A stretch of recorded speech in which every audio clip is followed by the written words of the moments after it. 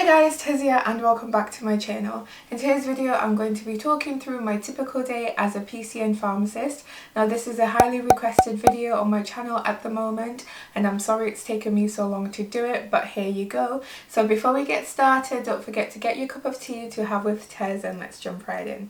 So I am a PCN pharmacist, if you guys didn't already know, and I work for 6 different surgeries which are all part of the same PCN, and I work 4 days a week, Monday to Thursday, which means I do not work at this PCN on Friday, Saturday and Sunday. Typically I do one morning at a different surgery and then the afternoon at another surgery, so I'm never in the same surgery for the whole day, and usually I work from 8 o'clock till about 1:30 and then I have my lunch break and then I get a travel time to go from one PCN to the next, and then I start my afternoon work for about 2:15 until 6 p.m. The surgeries all have different needs, so I don't usually do exactly the same thing at every single one.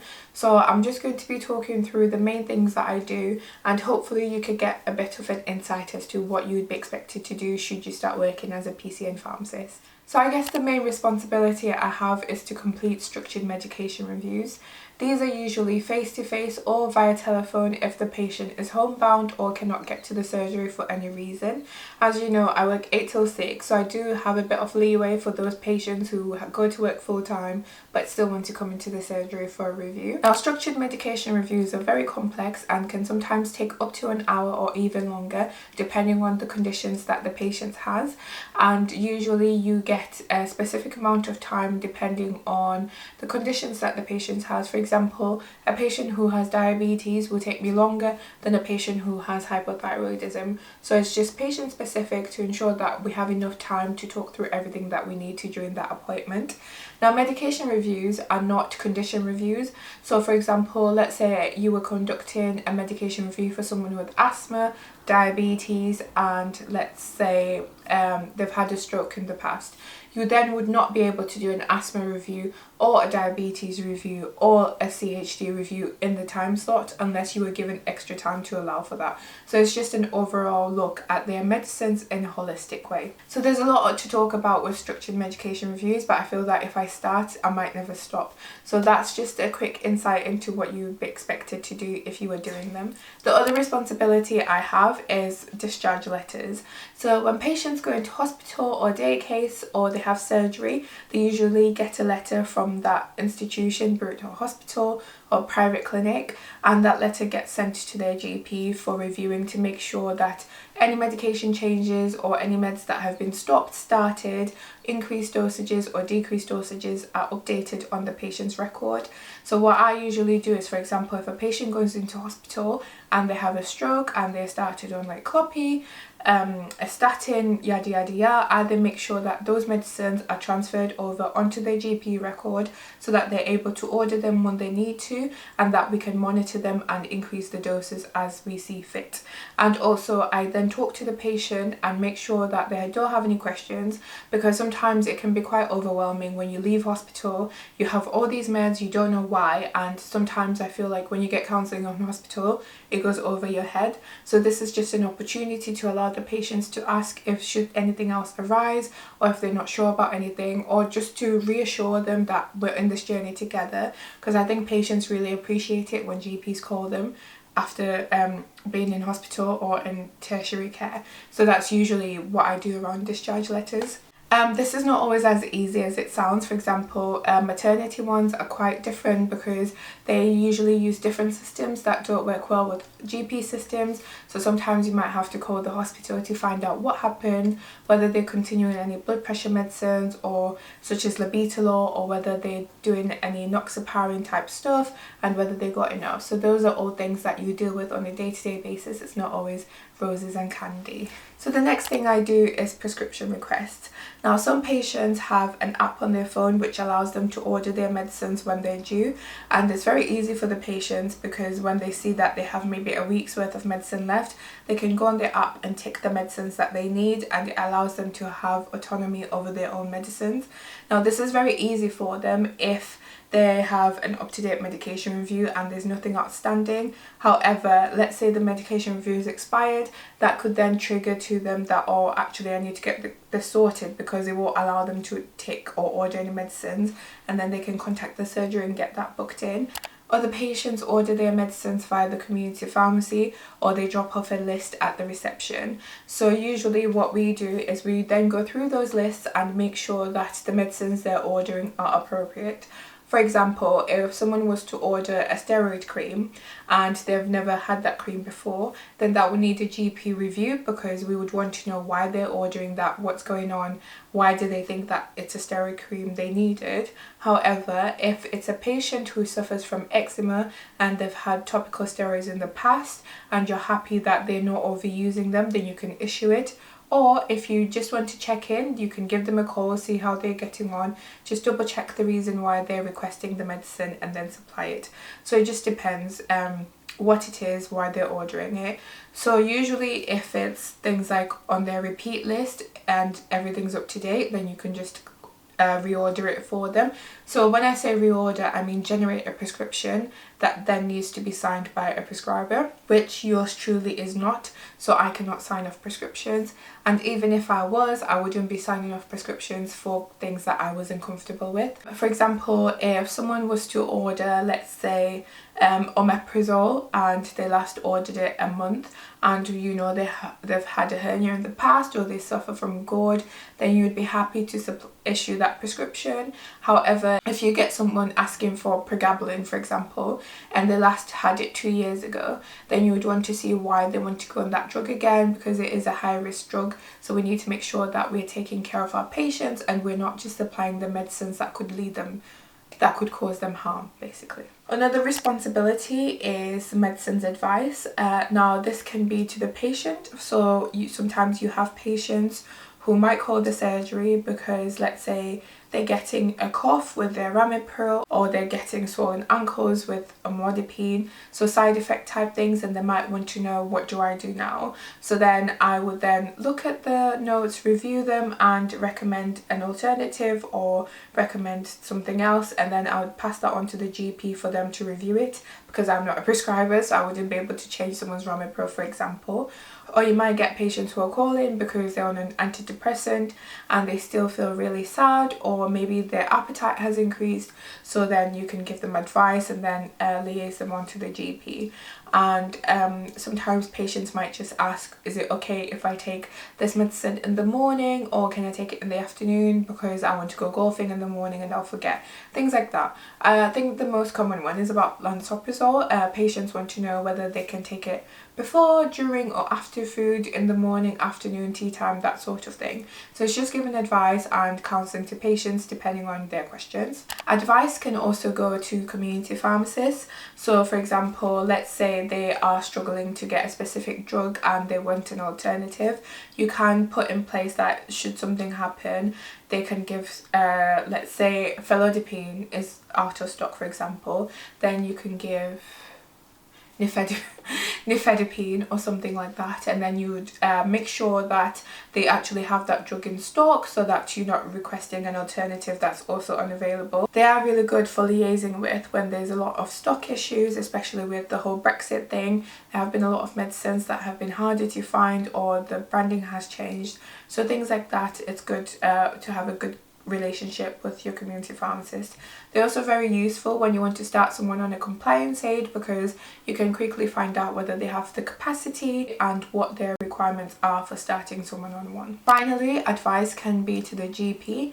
So let's say, for example, again, if there's a problem with a specific medicine, we can find out whether there's an alternative, or sometimes they might say, let's say a care home patient cannot swallow anymore, they've had a SALT assessment and they're having a specific textured diet, so then we need to look at their medicines to see what can be converted for crushing or to liquids, bearing in mind that crushing then renders the medicines unlicensed. So it's important that the carers who administer the medicines know what they're doing, and if we're changing to a liquid, whether that liquid then needs thickening and whether it makes no difference compared to that, and just crushing the tablet and thickening it up, and also being mindful of things like macrogol with the thickeners because of the interactions. So that could also be advice that you give to the GP. I mean, obviously you're not expected to know all this by hand, and there's a lot of resources that you can use to help you, such as Newt or Medicines Complete, things like that. Another thing as well that I have started doing a lot recently are pill and HRT reviews. Now these are usually not too hard, provided that the medicine has been started by a prescriber. Usually just need to check the weight and the blood pressure and check for any side effects, make sure the patient is okay, they're happy taking it.